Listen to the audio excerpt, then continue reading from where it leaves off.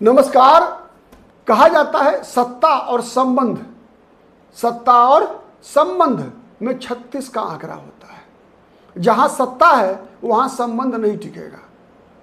मैं क्यों कह रहा हूं तो आप समझने का प्रयास कीजिए कि जिस प्रकार की परिस्थिति बिहार के प्रथम परिवार लालू यादव के परिवार के अंदर है, भले ही लालू प्रसाद यादव सत्ता में हो चाहे सत्ता में नहीं हो, एक बात तय है कि बिहार की राजनीति की चर्चा लालू परिवार के चर्चा के बगैर संपन्न होती ही नहीं है। बात 1990 से शुरुआत होती है बिहार की, और आज भी वही परिस्थिति है कि चाहे ये परिवार सत्ता में हो चाहे नहीं हो, माना जाता है कि बिहार का प्रथम परिवार है और इसके बगैर राजनीति की चर्चा पूरी नहीं हो सकती। तो आज लालू परिवार की जो स्थिति है, बगावत पर बगावत तेजस्वी यादव के खिलाफ होता जा रहा है।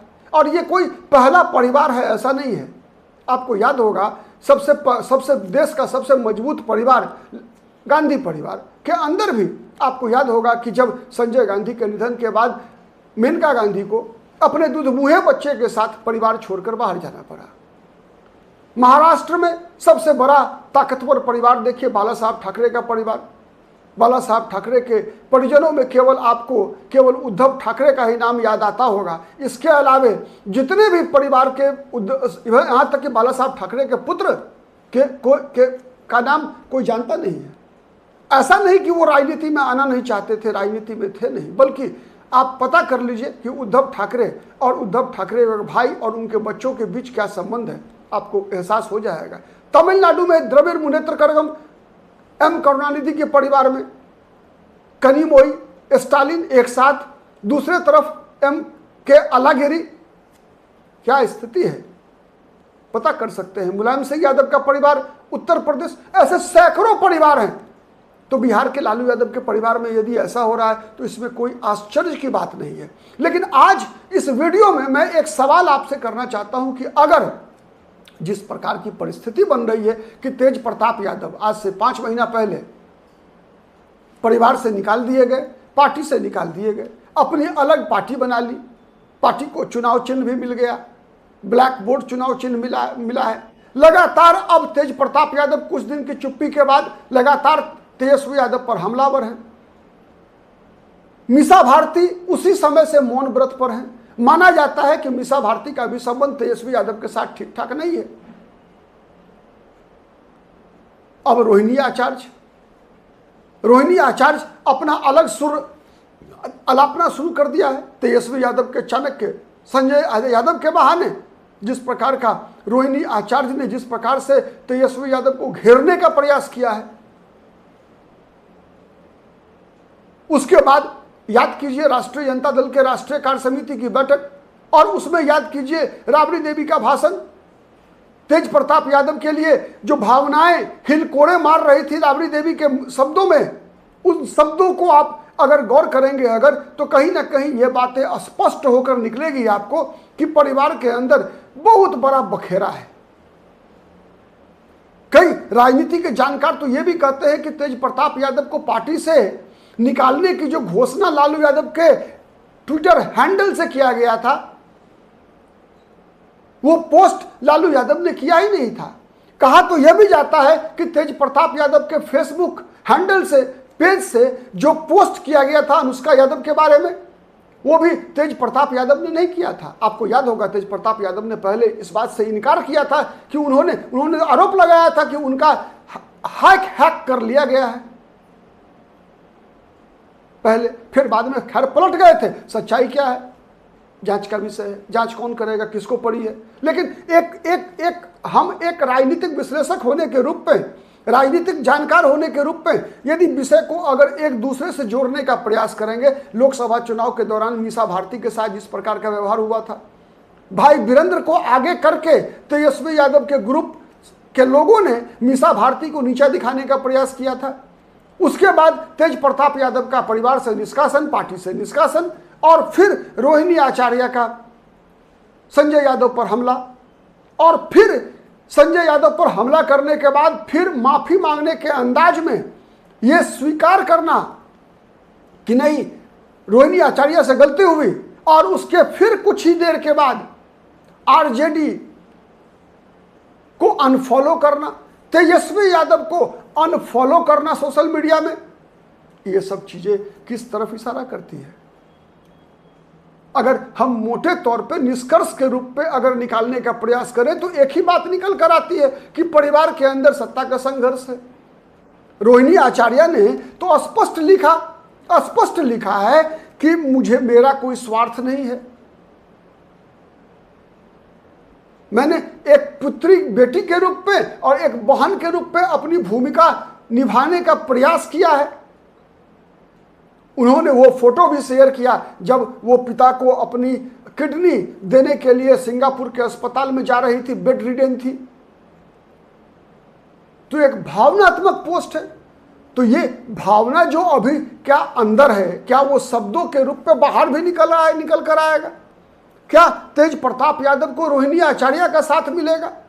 क्या जिस प्रकार से तेजस्वी यादव परिवार के अंदर अकेले पड़ते जा रहे हैं, तो चर्चा तो यहां तक शुरू हो चुकी है कि कहीं ना कहीं लालू प्रसाद यादव भी नाराज चल रहे हैं तेजस्वी यादव से। अब इसमें कितनी सच्चाई है ये अभी तक तो सामने नहीं आई है। लेकिन जहां तक राबड़ी देवी का सवाल है, तो कई बार मीडिया के सामने आते समय सार्वजनिक कार्यक्रमों में राबड़ी देवी के चेहरे पे वो दर्द दिखा है कि किस प्रकार से उनका परिवार टूटता जा रहा है।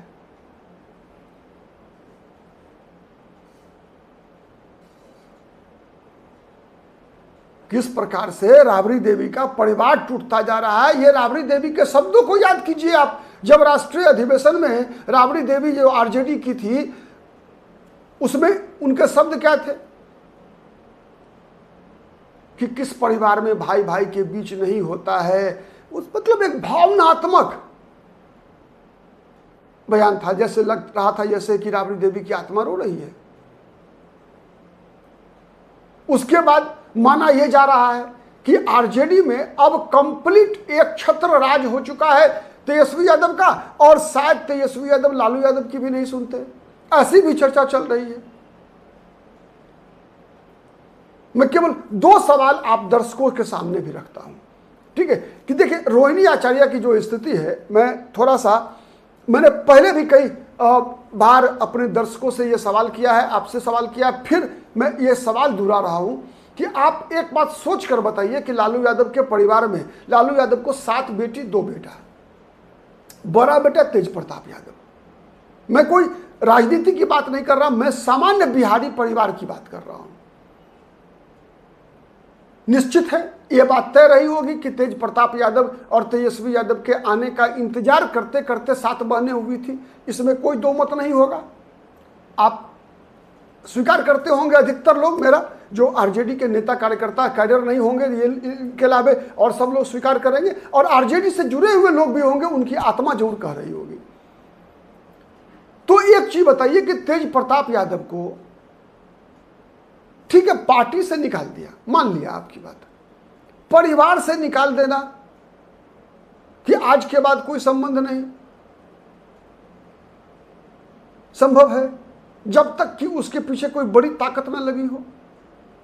एक दूसरा मैं बता रहा हूं, अगर यह बहाना कहा जाता है कि तेज प्रताप यादव चरित्रहीन हो गया, मान लीजिए जिस प्रकार के ट्वीट किए गए तेज प्रताप यादव के बारे में, कई नकारात्मक छवि बनाई जाती है।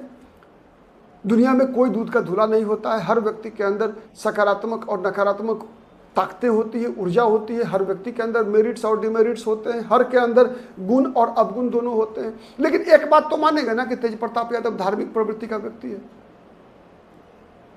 वही तेजस्वी यादव चालाक हैं, इसमें तो कहीं कोई शक नहीं है। तो अब आप ये बताइए कि तेज प्रताप यादव का जब अनुष्का यादव से कोई संबंध था और उसके बावजूद जैसा चर्चा में आया कि 12 वर्षों से संबंध है, तो उसके बाद ऐश्वर्या राय से विवाह कराना, ये गलती तेज प्रताप यादव की थी या परिवार की गलती थी? सोचिएगा इसमें। इसका मतलब तो यही हुआ ना कि तेज प्रताप यादव के साथ साथ ऐश्वर्या राय की जिंदगी भी बर्बाद परिवार के लोगों ने किया। तेज प्रताप यादव दोषी नहीं थे इसमें।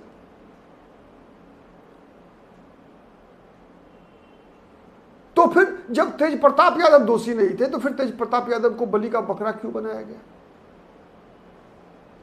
अब रोहिणी आचार्य के मामले में आ जाइए, जैसा मैंने कहा कि लालू यादव हो या कोई भी माँ बाप हो, राबड़ी देवी हो, लालू यादव हो, कोई भी माँ बाप, शायद नहीं चाहेगा, पार्टी से निकाल देगा। ठीक है, एक बेटा की खुशी के लिए चलो सत्ता के रास्ते में ये आ रहा है, बुर्बक है, तेजस्वी का खेल खराब कर रहा है, चलो इसको पार्टी से निकाल दो, राजनीति से बाहर कर दो। लेकिन परिवार से निकाल देना, ये कह देना कि अब माँ बाप से भी कोई संबंध नहीं है। अब आइए रोहिणी आचार्य पर। रोहिणी आचार्य ठीक है, बेटी है, बाप के साथ जान का रिश्ता होता है, जन्मदाता होते हैं माँ बाप। किडनी दान किया, बहुत बड़ी बात नहीं थी, बहुत बड़ी बात नहीं है। लेकिन एक भावनात्मक संबंध तो बन ही जाता है, मजबूती, एक इमोशनल बॉन्डिंग जो है ये बनता है कि नहीं बनता है। बताइए आप कि 7 बेटियां हैं, उसमें रोहिणी आचार्य की ही किडनी लगी है लालू यादव के शरीर में। सच है। तो एक बात तो आप मानेंगे ना कि कहीं ना कहीं माँ बाप के दिल में 1% भी अन्य 6 बेटी की तुलना में थोड़ा सा 1% भी उसके प्रति ज्यादा ममता या ज्यादा प्यार का भाव होगा कि नहीं होगा। मैं एक सवाल, एक मार्मिक सवाल आप दर्शकों से पूछ रहा हूं। 1%, मैं ज्यादा की बात नहीं कर रहा। कहा जाता है माँ बाप में बच्चों में अंतर नहीं करते, मान लिया, लेकिन क्या इस कारण से कि रोहिणी आचार्य की किडनी ही लालू यादव के शरीर में लगा हुआ है, लगभग 40-45 वर्ष की उम्र में रोहिणी आचार्य ने एक किडनी दान कर पिता की जान बचाई। लालू यादव को दूसरा किडनी भी मिल जाता, मैं इस बात से सहमत हूं। कई उनके समर्थक, छोड़ दीजिए परिजन, उन लालू यादव के कई समर्थक भी लालू यादव को किडनी देने को तैयार हो जाते। लेकिन एक भावनात्मक संबंध में 1% का भी तो एडवांटेज मिलेगा रोहिणी आचार्य को।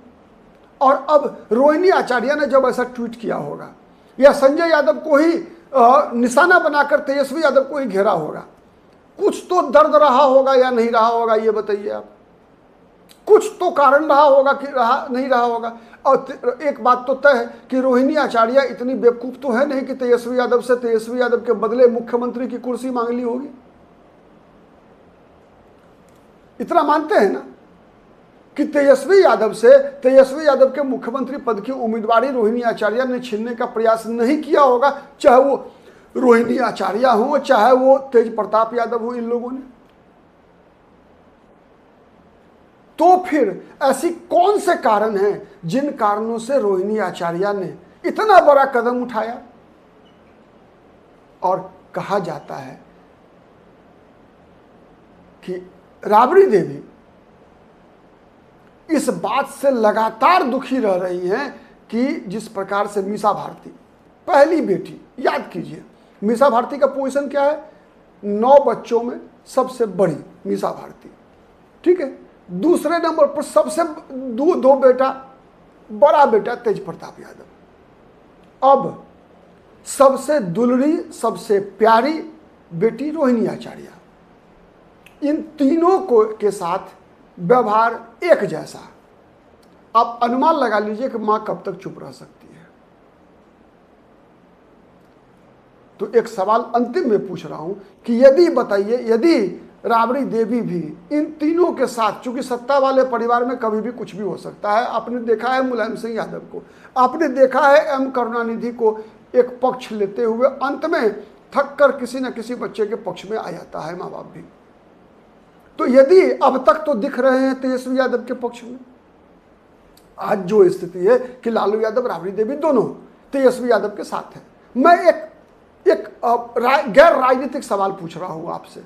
यदि राबड़ी देवी, गैर राजनीतिक होते हुए भी राजनीतिक सवाल है ये, यदि राबड़ी देवी का साथ तेज प्रताप यादव, मीसा भारती और रोहिणी आचार्य को मिल गया और ये सब इकट्ठा हो गए, तो एक बात मानते हैं ना कि लालू यादव को भी अंत में आना पड़ेगा। तो क्या होगा, ये जवाब आप जरूर लिखिएगा। आज के लिए इतना ही, बहुत बहुत धन्यवाद।